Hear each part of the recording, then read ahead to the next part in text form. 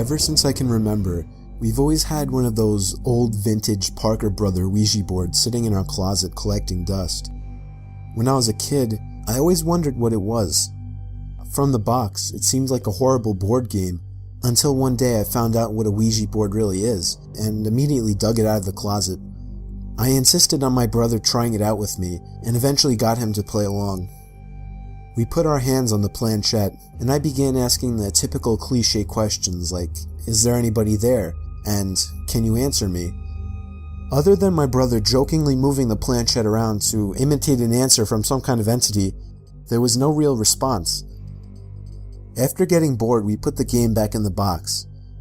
I did a little research that night to find out how to make Ouija boards work. Many people said online that the most ideal environment when using a Ouija board is in a dark room only lit by candles. So when my parents weren't home, I managed to gather like 6 or 7 candles and convinced my brother to try it one more time. I lit the candles and set them around the table in the dining room with all the lights out. We tried one more time. I asked again if there was anybody there. The planchette began to move. I told my brother to stop moving it, but he swore he wasn't. I told him to move his hand away, and he did. It kept moving. My brother thought I was messing with him, but I didn't pay attention. The planchette landed on the word yes. I was only 9, so I was legitimately shitting myself. My older brother had to take over. He asked the question, "Are you a good spirit?" There was a 5-second pause before my brother's hand moved along with the planchette to the word no. We both looked at each other, and at this point I ran to my room and shut the door behind me, but he continued on with the so-called game. I heard his muffled voice come from down in the dining room, when all of a sudden I heard him screaming at the top of his lungs. I ran back downstairs to see what was wrong. He was holding up his shirt, revealing a small open wound that almost looked like a claw mark. He told me to set the fireplace immediately, and I obeyed. He threw the thing in the fireplace and told me to never speak of what happened to anybody. We have never used a Ouija board since. I got a call from my cousin who said that he, his brother, his dad, and his best friend were using a Ouija board in their basement. Prior to starting, they took a large porcelain doll out of the room because it was creepy, and placed it in the adjacent room face down on a pile of towels. My cousin took a short break because the board was just spouting nonsense and he had to go to the bathroom. His dad and brother and friends started asking the board questions without him. One of the questions was, who is in the other room? It just started spouting random numbers, and when my cousin came back into the room, his brother said that it wasn't working, that they were going to put it away, and he showed him the answer to the last question he asked, and he said, "Dude, that's my social security number." Then they started to talk to whatever started spewing answers out. It told my cousin he would die in the Air Force. At this point, they tell the entity they're communicating with to prove itself. It then spelled out the word doll, and they immediately got a bad feeling. They opened the door to check on the porcelain doll they had laid in the other room, and when they opened the door, the doll was standing up right in front of the door, staring at them. Everyone freaked out and ran out of the house. His best friend burned the Ouija board, and I think he temporarily went nuts for a few months. My cousin, for some reason, then joined the Air Force, and is on a base in Europe now. I had some of my friends over one night, so we tried out the Ouija board we found in someone's garbage. It had the board and the glass piece that you hold onto. The 4 of us held onto the piece and asked stupid questions, just messing around. At all times, one of us were moving around the glass piece just to try and fool the others. When one of my friends went to the bathroom and the other got bored, it was just me and one of my other friends still holding onto it. I asked the board when I will die, and the piece started slowly moving to the letter T. I laughed, looking at my friend, thinking it was him, but he just told me that he thought it was me. The piece then moved to the letter O, and then M, and then back to O, and then R, and then I realized that it was spelling out the word tomorrow. My friend let go of it, and it stopped moving, so I was convinced that it was him, but he swore left and right it wasn't him. But here's where it gets horrifying. The next day, while walking my dog to the preserve, My dog's collar suddenly snapped and he was free from the leash. He darted into the road and I immediately chased after him, only to hear the horn of an oncoming car blaring and getting louder. I dove as fast as I could out of the way, just barely grazing the car with my foot as it passed. But it didn't end there. The same day, while sitting under the ceiling fan in the kitchen on full blast, I got up to get something out of the fridge, and behind me, I heard a loud crashing sound as all the glass on the table was shattered and everything fell onto the floor. The fan had fallen off the ceiling, and I was inches away from being decapitated. I really don't know if I find it to be a coincidence that the day after the Ouija board said I would die the next day, that I had 2 near-death experiences. All I know is I'm never touching a Ouija board again. I have never really told people about this. We had a huge closet full of old board games, and one of them happened to be a Ouija board. I always wanted to try it out, but my family was always home, and I felt weird trying it in front of them. There was this one weekend that my parents were going to the city, and my brother was going on a Boy Scout campout, so I would have the whole house to myself for a weekend. It might have been pathetic that I was more excited to try out a Ouija board than to party with friends while the house was empty.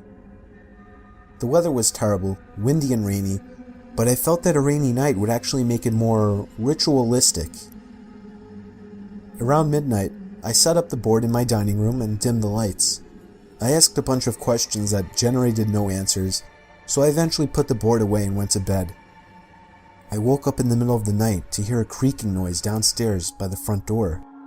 At first I thought nothing of it, but then I heard it again, and it was closer this time, closer to the stairs.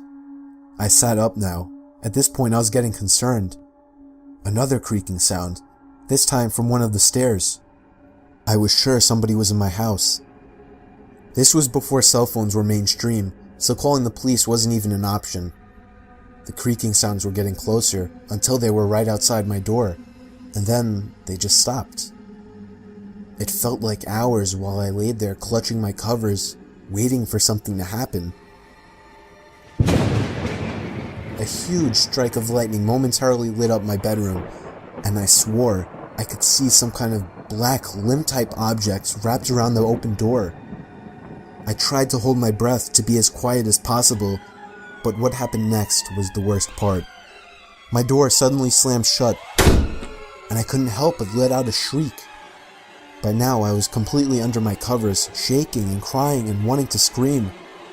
All the windows in the house were closed, so there was no draft. I just knew something was going to happen. But nothing happened. I sat under my covers for hours, thinking somebody or something was in the room with me. When the sun started to rise, I finally snuck a peek out of my covers. My room was just as empty as before. I somehow found the courage to leave my bedroom and search for any signs of a break-in. Everything looked normal, though. No broken windows or unlocked doors. I then spotted the Ouija board on the table again. I have always been kind of superstitious, so I immediately linked the happenings to the Ouija board. I chucked the damn thing in the outside trash can and brought it out front to the curb. Since then, nothing has happened, and I didn't tell anybody about it. You wouldn't understand unless you were in that kind of situation. Then you would agree that nobody would believe a word you say. Nobody really knows except for the people that read my story online. I know for a fact that those events were linked to the Ouija board. I can tell you from personal experience that trying a Ouija board is a huge mistake. It was the summer of 2013. My friend had a vintage Ouija board that was allegedly worth a decent amount of money. My friend agreed to trade it with me for a video game that I never played, so I happily made the trade. I tried using it alone, but it proved to be just a scam. I didn't really expect it to work. I mainly got it just for the money to be made off of it. I threw the stupid thing on the floor of my living room and forgot about it. Everything was going normal until the next morning. I woke up and found that the 2 plants I had sitting on my coffee table had been knocked over, and the Ouija board was sitting on the table. I didn't remember putting it there, nor did I understand how the plants could have fallen over. Wind was definitely not an answer. I wondered if it was possible that I had sleepwalked, Or maybe I was half awake and walked down to get a glass of water and bumped into them or something. I moved everything back in place, but the carpet already had dirt stains on it. I brought the Ouija board box up to my room and tossed it on the floor. Things got bad that night. While laying awake in the dark, I was disturbed by the sound of a muffled click. I looked up, not sure what it was, and then I saw through the cracks of my closet door that my closet light was on. I had no idea how it could have turned on, but I got up and opened the closet door anyway. There was nobody in there, but that hadn't even crossed my mind. I turned the light off and jumped back into bed. Probably 10 minutes later, I heard the same clicking sound. Naturally, I looked to the closet and felt my heart sink a little. The closet light was on again. A mix of confusion and fear started building up inside of me. I once again turned off the light and cautiously got back in my bed. I found myself waiting for the closet light to click on again. But what happened instead was much worse. Instead of the closet light turning on, the whole room suddenly filled with light as I heard the main light switch flick on. I had seen enough and was out the door within seconds. I quickly pieced things together and chucked that old Ouija board in the closest dumpster. Nothing weird ever happened after that.